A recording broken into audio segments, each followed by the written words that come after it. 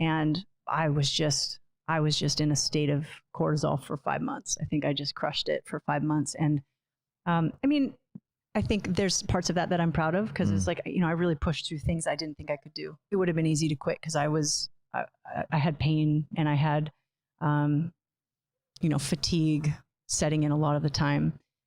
And I did use compensation. You had your forearms bruised. Yeah, bone bruising from all the push presses. The kettlebells. The kettlebell would, it rests on your, and I don't have a lot of meat right here. And so, I ended up with some bone bruising, and my soft tissue was, I didn't have any ruptures, but it felt close, and just started to get, I know I was taking care of myself in a way, because I couldn't have got through it if I hadn't, but I didn't do enough. And I think that's the hard thing about team leader training, is it requires so much volume, right? You have to train strength, you have to train endurance, you have to train recovery capacity, technique, body weight, and explosive power, and agility, and mobility, and flexibility. Like, you have to be able to move well. And so it's so many things that it could be your entire day, every day. I mean, it really is like being a pro athlete. And I would literally see a client and then schedule a half an hour for myself to do training, and see a client for an hour and then training. And I probably was training 3 or 4 times a day by towards the end. And it was awesome. But if I was to do it again, and I have talked with people about training them for it, and I would 100% prioritize compensation more, because I think I was fighting my own body.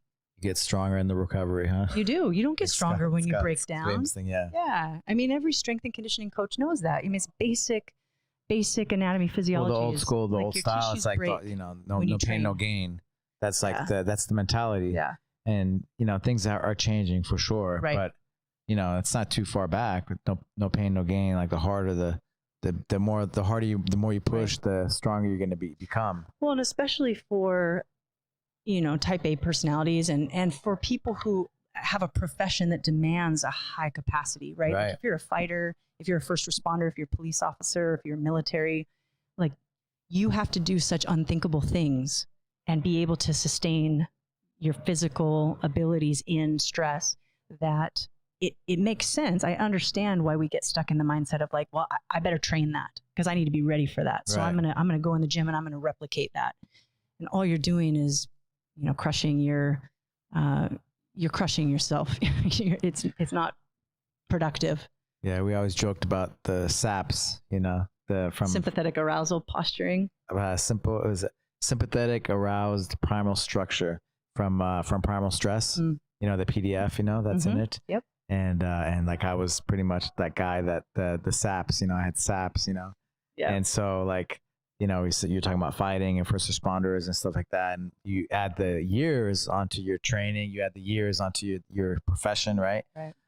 You become like shaped like that stress. You become shaped like the thing you do the most. Right. Whatever posture you hold the most, it becomes your shape.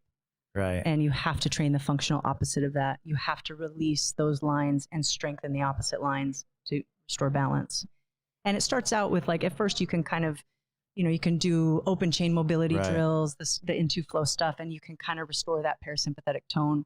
But, the more you hold that tension, the more it becomes myofascial density, like scar tissue building up, right? Your body starts to fortify that strength or that position.